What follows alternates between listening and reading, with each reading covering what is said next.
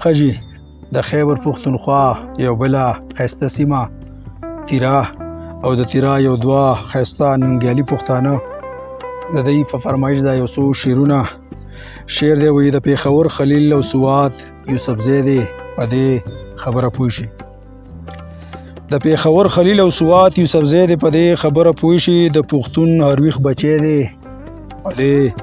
خبره پوه شي او ستا قاتل تا سره همدغه غرونو کې اوسي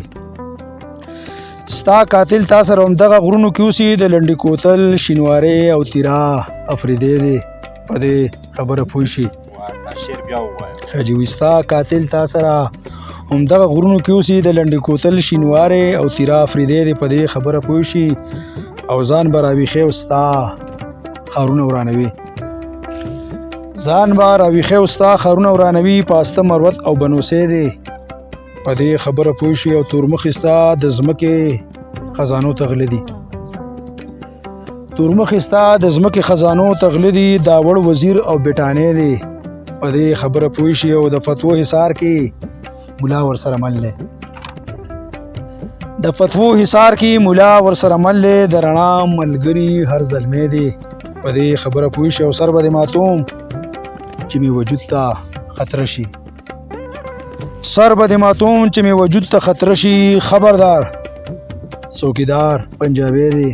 په دې خبره پوه شي سر به د ماتوم چې مې وجود ته خطره شي خبردار څوکیدار پنجابی دی